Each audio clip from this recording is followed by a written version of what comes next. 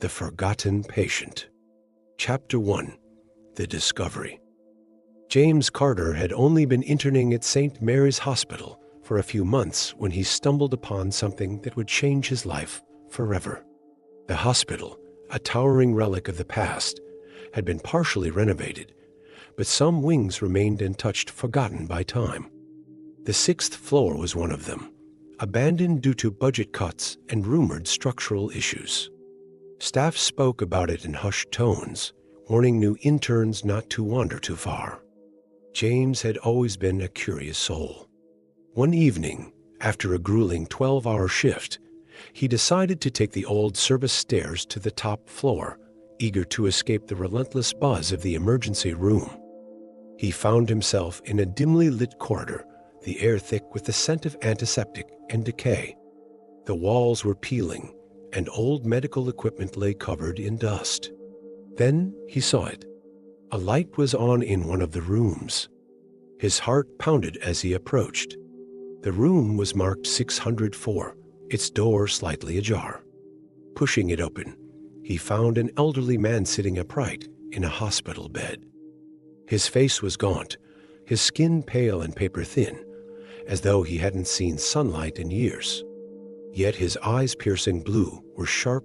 James swallowed. "Sir, are you? A patient here." The man gave a slow nod. His voice was barely above a whisper. "I've been waiting." Chapter 2. A Man Out of Time. James hesitated before stepping inside, his training screaming at him to call for a doctor. Yet something about the man's presence rooted him in place. "How long have you been here?" James asked, his fingers itching to check the patient's vitals. The man's thin lips curled slightly. "Too long." James glanced at the equipment beside the bed. The monitors were off, yet the man looked as though he had been hooked up to them. There was a medical chart resting on a metal tray nearby. He picked it up, brushing away the dust. Patient name, Daniel Whitmore. Admitted, April 12, 1953. Condition, unknown. James's blood ran cold. This had to be some kind of mistake. A joke. There was no way a patient could have been here for over 70 years. "Sir, this record is from 1953? That's impossible." The old man, Daniel, tilted his head. "Is it? His eyes darkened. Tell me, James, what year is it now?" James stiffened. 2025. Daniel exhaled, as if relieved. "Then I was right. Time does not move here, as it does for you." James felt a chill crawl up his spine. What do you mean?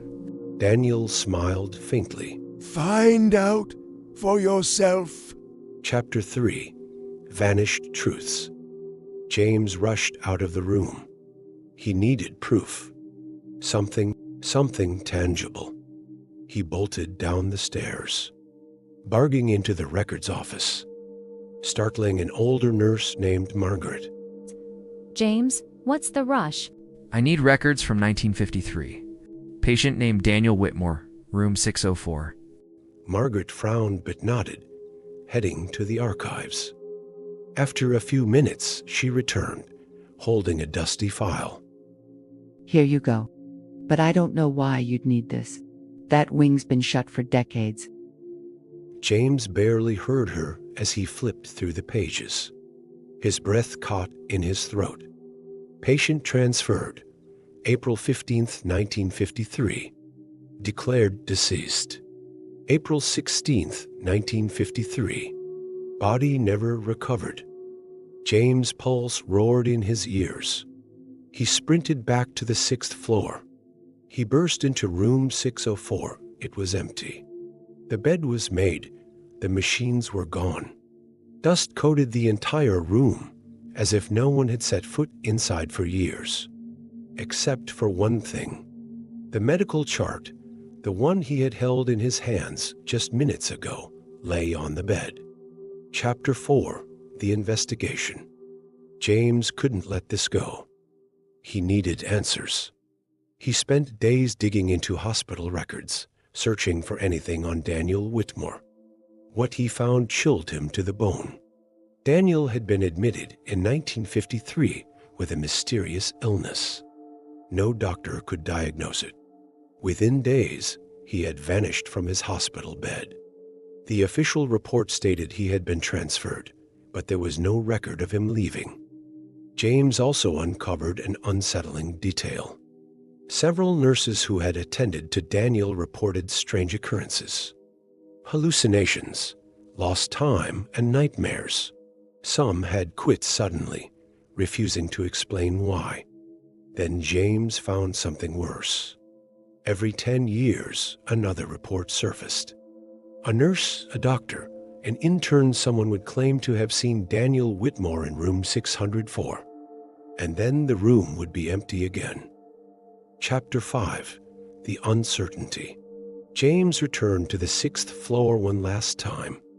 He entered room 604 cautiously, half expecting Daniel to be there. The room was dark, the silence oppressive. Then a whisper. James! He spun around, but there was no one there. Then the air shifted. A figure flickered in the shadows, the same gaunt man from before. You sought the truth, Daniel murmured. But some truths are meant to be forgotten. James stepped forward. Who are you? What happened to you? Daniel's expression softened. I am what remains.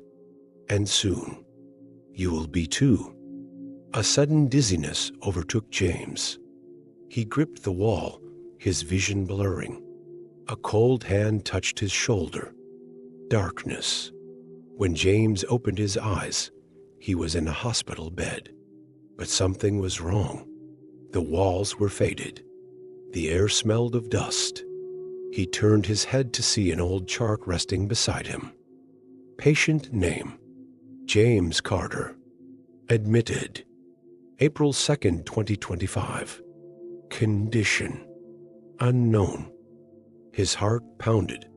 He tried to sit up, but his limbs felt heavy. Then, in the doorway, a young intern stepped in. Sir, are you a patient here? And James understood. The cycle had begun again.